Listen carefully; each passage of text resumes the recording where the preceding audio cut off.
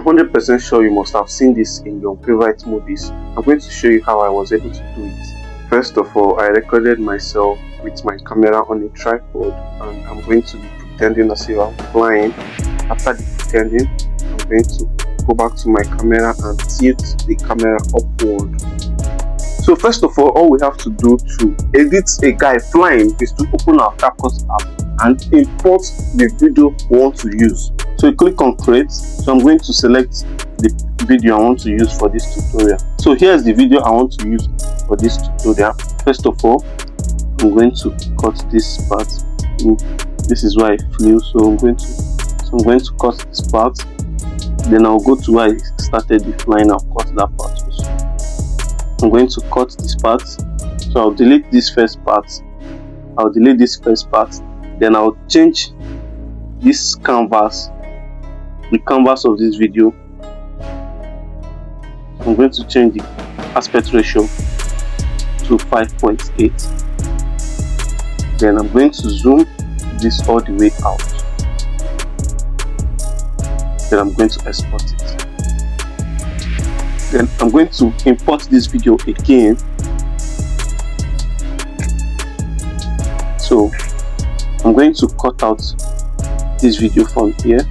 I'll cut this beginning part out.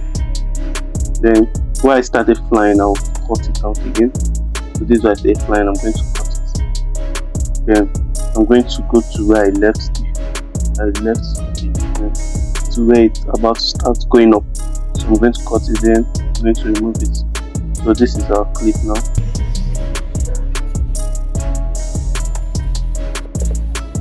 It's going up slowly. So I'm going to cut it and increase the speed. I'm going to increase the speed to about 2x. 2x is still a bit slow, so let me say 2.5. So next thing to do is to add that video as overlay. So I'm going to add that first video I exported as overlay to this video. I'm going to add it as overlay. We'll bring it out to fill in this space. So then the next thing to do is to remove background. I'm going to remove the background. So this is how this video is. I'm going to move this to where it's about to fly.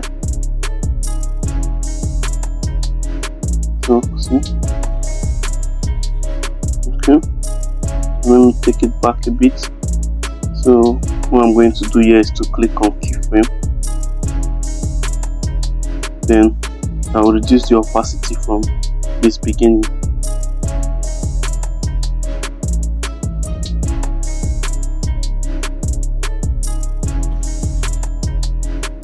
So in order to set this trick well, I'm going to use keyframe.